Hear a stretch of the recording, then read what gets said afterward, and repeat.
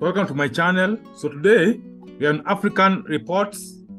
So there's an African renaissance or awakening happening right now. And I think it was catapulted by the Niger coup. So the Niger coup has raised African awareness and consciousness. So currently, it's like African leaders are becoming more aware that Africa is very powerful, that Africa is wealthy, and our resources are meant for us, not for the West or any other foreigner. So even now, we are waiting for the BRICS summit that will happen. So the BRICS provides another option to Africans, another option apart from World Bank and IMF, which is the West. So far, there's a big news that has really inspired Africans so far about the Guinea Conakry leader, Colonel Mamadi Diambou. This leader has ordered a new reforms in his country's mineral sector, and this his latest order rekindles the memory of Gaddafi, who was a Libyan leader. So in this order, this Guinea leader has ordered all foreign mining companies that mine Guinea's resources that they should not just mine, but they should also refine or process those minerals in Guinea or locally. You see, what normally happens is that a country like Guinea is blessed with so much resources. Guinea has got so much gold, even diamond, even uranium, bauxite, and other minerals, which are all mined. They are mined by the foreign companies, mostly European. So they mine the raw materials, but they pay Guinea cheap money. Because normally, a rock of gold can be paid about $100 for that, for a rock of gold, depending on the size. But when that gold is refined, a very tiny piece of gold is very expensive, over $1,000. So this move, it will ensure that Guinea now processes their gold internally, and then they can sell them at a good price in the foreign markets. Just like Gaddafi also mined oil and then processed them in Libya and then sold them for a good return for his country. So Colonel Mamadi overthrew the former Guinea president, Alpha Conde, in 2021. And Alpha Conde was in house arrest, but I think he has been released. So this Guinea leader, Mamadi, is now making reforms in the mining sector to ensure that the Guinea's resources are for the benefit of the Guinea people. So you find that, for example, this is an example of a gold rock. So previously, the European companies will mine this gold rock and then they'll pay Guinea very cheaply. Like even in Kenya, in Migori, they found some gold deposits. And you will find that women will dig this gold, like these ones, and they'll be paid about, like this one, about $100 for this, or even $500 for this. But once it is refined, it's very expensive. This is an example of a diamond rock, raw diamond, which is unrefined. So many European countries, or foreign, even Chinese, they buy these raw mines and they pay the country cheap, very cheap. But after refining it,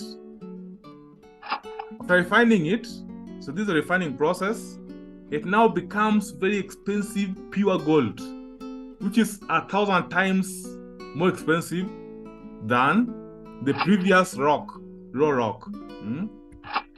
So now the Guinea leader, Colonel Mamadi, has ordered that these mining companies, they mine, and then if they can, they refine it in Guinea, so that they are sold from Guinea as refined minerals, refined gold, or refined diamond.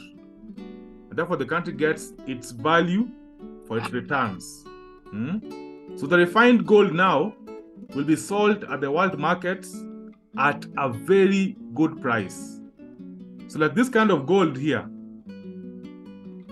just one gold bar is more than $1,000, much more. And one diamond, refined diamond, is even more expensive. Much more expensive. So the country will get its value for its resources. Instead of a European company like maybe French company, they'll buy the gold rock and then they'll pay the country for a big rock, $100. Then they'll go and refine it. Then they sell the refined gold to benefit their own country. That's why European countries are very rich.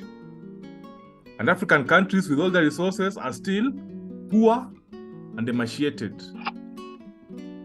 So this called Mamadi of Guinea, he has borrowed the leaf from Libya's former leader, Gaddafi.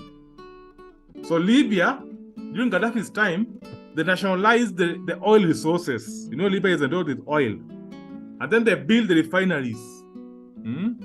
They build the refineries in Libya, not just to mine the oil, but even to refine the oil and then to sell the refined oil in the world markets at the price of the refined oil. So after this, because Gaddafi was very transparent, he ensured that the money which was brought from oil was used for the people. So for example, Libya, even today, years after Gaddafi's death, Libya is still one of the leading in terms of the number of doctors. Because from that money, Libya became very rich. He made the university education free. Those who wanted to marry, the young men wanted to marry, they were paid money for dowry.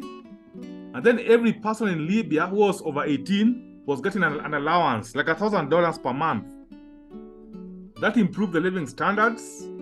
Medical issues became rare. And the country even today, Libya, is leading in terms of education in Africa. I think it's number one in education. That shows the legacy of Gaddafi. How did he achieve that? By ensuring that the oil of Libya is mined in Libya and then sold to the world markets at the right market price. That's what the Guinea leader is trying to do right now to ensure that the Guinea resources are refined in Guinea. And then they are sold as refined products, which will benefit Guinea, just like Libya's oil was refined in Libya and benefited Libya and the Libyan people. So Africa has so much resources, so much, not just minerals, but even agriculture, like coffee. Coffee is mined and sold as raw coffee, like Kenyan coffee, and then it is sold to those countries where they now refine, they now process it, then it's sold as the expensive Nescafe. So all these minerals, uranium, cotton, gold, oil, all of them, in most African countries, they are sold as raw products. And Africa gets very cheap money for that. But when they're refined by the European countries, they're now able to sell them back to us as very expensive. Very expensive petrol, which is refined oil. Very expensive gold pieces. And that's why now the European countries now sell those refined minerals to us and the rest of the world at a very high rate. Maybe that's why Gaddafi was eventually killed. Maybe. Because he was benefiting the Africans and the Libyans with their own resources. So Africa is very much endowed, but unfortunately, most of our leaders currently, they want to maintain the same system of selling raw materials. It's only Gaddafi, and maybe Magufuli later tried it in Uganda, and now Colonel Mamadi of Guinea is also doing it in Guinea. And we wish him the best of luck and I hope that many other African countries and leaders will follow the same example to ensure that African resources are refined locally and they're used to benefit African people. Even Museveni is having the same approach, and we hope he implements it. And I hope that African leaders can stand together and do this move. And maybe the BRICS summit will offer Africans another option for financing these processing industries in Africa. So that's all for today. And apart from this, the Niger issue is still going on. There's an impasse. But as the days go by, the Niger leaders, Niger junta, they have now allowed ECOWAS delegation led by the former Nigerian president, Abdulsalami Abubakar, to go to Niger. They have held talks with them, and they've allowed the ECOWAS delegation to meet the ousted Nigerian leader, Bazoum, who is under house arrest and will face trial for treason. And also the Niger leaders, they have called for public draft for the military, and thousands of the Guinea people, thousands of the Niger people have turned out. They have turned up for the draft, military draft. So they're being drafted in case of any ECOWAS attack or ECOWAS intervention there. So they're ready. So even though the Niger leaders are allowing for dialogue, but they are warning that if they're attacked by ECOWAS, then they'll be ready. That's why they have ordered for draft, army draft. And also, AU also has warned ECOWAS against military intervention, and they're all calling for dialogue. They're calling for dialogue. So as the days go by, we shall see how these things progresses. But currently, I just wanted to update you on the bright sides and the new developments in Africa, which I can call it the African awakening and the African awareness, which is now growing.